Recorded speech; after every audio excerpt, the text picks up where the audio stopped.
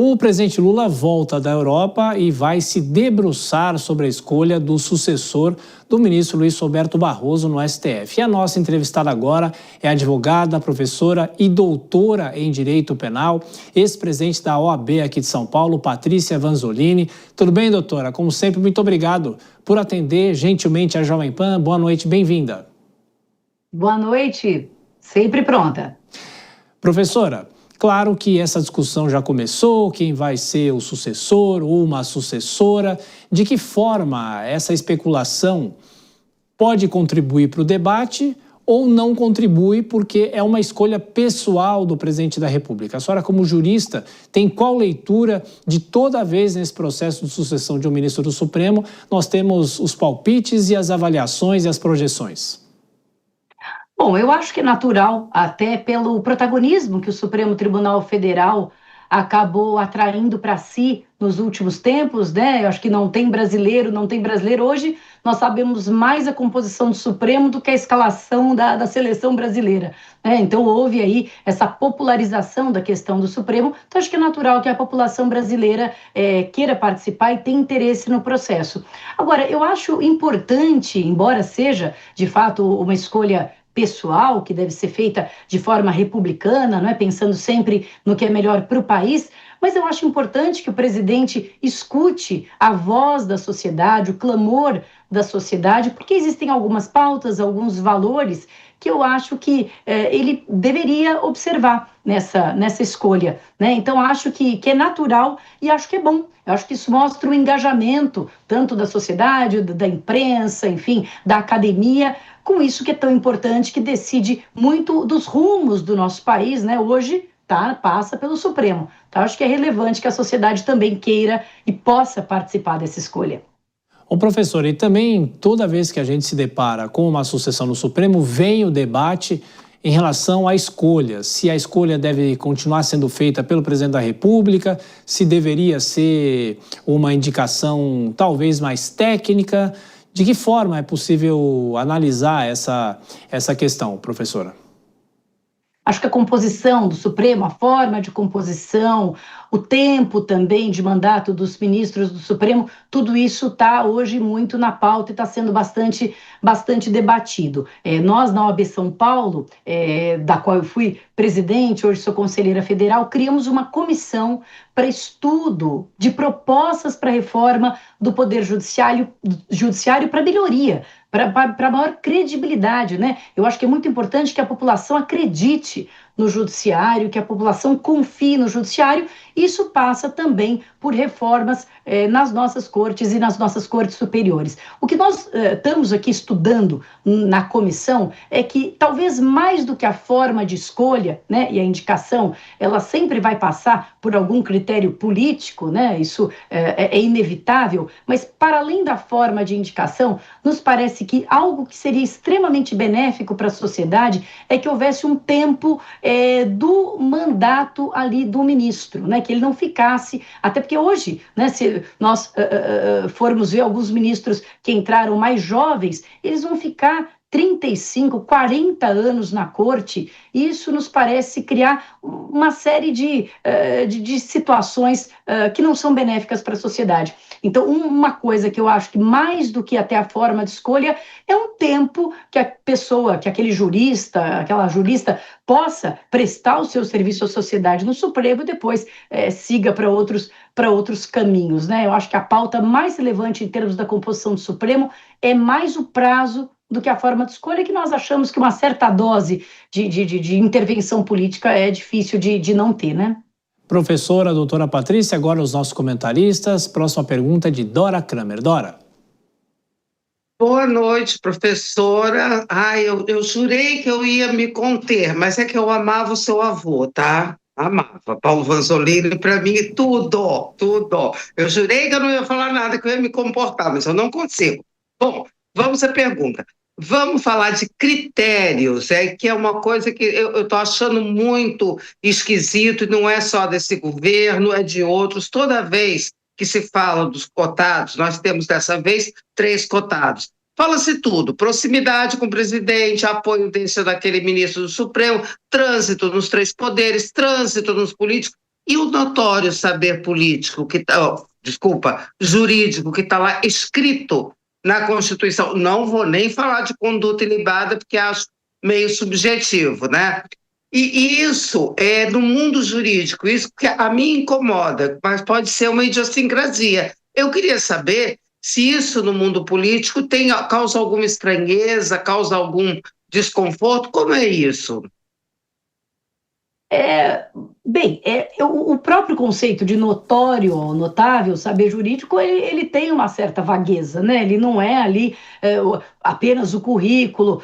A nós, todos, né? Acho que todos os brasileiros, não só o meio jurídico, nós gostaríamos de ter um ministro técnico que aplicasse a Constituição, que respeitasse as leis e que o critério fosse, de fato, esse estofo, né? Esse arcabouço jurídico. Eu acho que as pessoas devem apresentar os seus currículos e terem um grau de experiência, enfim, compatível, até para que isso aconteça. Eu acho que essa sensação que você aqui nos reporta é a sensação que tem boa parte da população brasileira. Isso é ruim para a credibilidade da justiça, né? Quando se pensa, puxa, mas então vai ser escolhido uma pessoa próxima, vai ser escolhido uma pessoa que tem alinhamento ideológico, isso de alguma forma desmerece, eu acho, essa confiança. Pode até ser uma excelente pessoa, né? Mas o fato do critério ser mais esse do que qualquer outro, eu acho que desmerece, descredibiliza a justiça. Mas o fato é que o saber jurídico também não é uma ciência exata, não é algo que a gente pudesse, né, talvez pudéssemos melhorar um pouco em termos de exigências, eu diria, protocolares e curriculares, mas não tem também uma forma de fechar completamente esse conceito, né, de abarcar assim com critérios muito definidos. Isso certamente deveria ser o principal, e o presidente acabou de se manifestar dizendo que é isso, né? Que não quer um amigo, que é alguém que cumpra a Constituição. O fato é que a gente, pelos nomes que vão sendo indicados, a gente vai percebendo que na prática o critério não é bem esse, né? Mas não há muito como fugir disso, embora depois essa pessoa vá ter que ser validada ali, né? Vai ter que ser chancelada, ratificado o seu nome. Mas é um critério vago também, é isso que eu quero dizer aqui. Perfeito. Professora, na sequência, os nossos advogados. O Nelson Kobayashi faz a próxima questão. Koba. Professora e presidente Patrícia Vanzolini, que alegria falar com você, uma pessoa que eu admiro tanto. Boa noite. A minha pergunta é sobre representatividade, porque saiu um artigo na Folha de São Paulo em que você é uma das autoras, em que há um pedido, um clamor para que a nova pessoa escolhida seja uma mulher, levando em consideração que nós só temos uma ministra dentre os 11. Eu gostaria que você falasse um pouco mais a respeito disso, já que no universo jurídico, principalmente na advocacia, a gente já tem maioria de mulheres, né? E isso deveria ser espelhado também no judiciário. Nós, de fato, estamos aí clamando, né, pedindo que o presidente considere os nomes de mulheres, em parte porque eles preenchem todos esses requisitos que Dora me perguntou, não é? Os requisitos de qualificação, de notável saber jurídico. Há muitas mulheres que preenchem esses requisitos e nos causa estranheza e desconforto que elas não sejam sequer consideradas, né? O que parece que outros critérios, dentre eles ser homem, né? Dentre esses outros que já mencionamos, ter alinhamento ideológico, ser próximo, parece que o critério de ser do sexo masculino tem pesado bastante, né? Porque isso não é natural, que as mulheres não sejam sequer cogitadas, sendo que nós temos muitos quadros que preencheriam todos os requisitos, enfim, objetivos para ocupar essa vaga. E nós consideramos que é muito importante a questão da representatividade no Supremo. Eu acho que por duas razões principais. A primeira razão é a razão que você mencionou, né? A democracia exige que os poderes não apenas representem a sociedade, mas apresentem a sociedade, ou seja, sejam a sociedade, espelhem a sociedade, sejam reflexo do que é a sociedade. E a grandeza do colegiado a grandeza do Supremo é justamente ser essa confluência de diversas forças, experiências de vida, enfim, né? Portanto, deveria ter homens, mulheres, pessoas brancas, as pessoas negras, enfim, se fossem um espelho da sociedade. Nós entendemos que isso é importante, em primeiro lugar, porque isso satisfaz a um princípio democrático de representatividade. Mas, além disso, nós consideramos que um colegiado plural, ele julga melhor, porque efetivamente uma mulher passa pela sua vida, e quando nós falamos aqui de critérios objetivos, quando nós falamos de currículo, quando nós falamos de produtividade acadêmica, nós não podemos nos esquecer que os julgadores julgam também com suas experiências de vida, né? Imaginar que o julgador, ele não julga com a sua visão de mundo, com as suas experiências de vida, é uma ingenuidade, né? Ele julga com a lei, claro, com a Constituição, mas ele também julga com aquilo que ele viveu, com o meio social do qual ele é proveniente, e, portanto, uma mulher passa por coisas na vida que o homem não passará. Uma pessoa negra passa por coisas na vida que uma pessoa branca não passará. E, portanto, um colegiado que contemplasse essas múltiplas visões, eu não tenho dúvida de que produz justiça melhor, produz justiça mais adequada ao caso concreto. Um colegiado que tem só um mesmo tipo de pessoa, ele se empobrece. Foi citado aqui meu avô, Paulo Vanzolini, e eu vou pedir licença para fazer uma menção a ele. Além de um excelente músico, né, renomado, o meu avô era um grande cientista, e um cientista da área da biologia, né, era um grande zoólogo, não é? Que inclusive criou uma teoria importante, que é a teoria do fluxo das espécies. E dentro da biologia, já há tempo se sabe que diversidade é riqueza, né? A biodiversidade brasileira nos torna ricos, né? A monocultura empobrece o solo. Isso vale tanto para a biologia quanto para as pessoas e para os colegiados.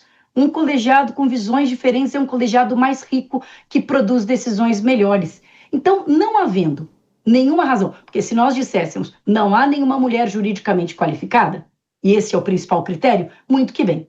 Mas havendo mulheres juridicamente qualificadas, não escolhê-las parece ser injustificado, né? Parece aí que outros critérios estão se sobrepondo, e critérios que não achamos que são os mais adequados. Professora, nós temos 2 minutinhos, infelizmente, para encerrar a entrevista. O Cristiano Vilela faz rapidamente a última questão para a resposta da professora. Por favor, rapidinho, Vilela.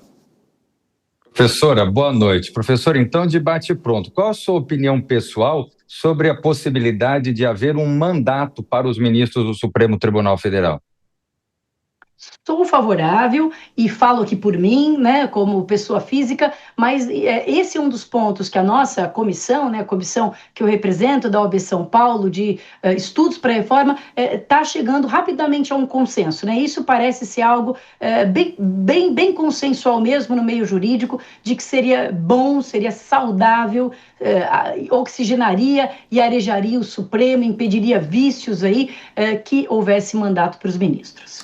Professora Patrícia Vanzolini, advogada, doutora em Direito Penal, ex-presidente da OAB aqui de São Paulo, muito obrigado por nos atender, como sempre. Volte outras vezes aqui à Jovem Pan, fica sempre o convite no ar. Um grande abraço, até a próxima.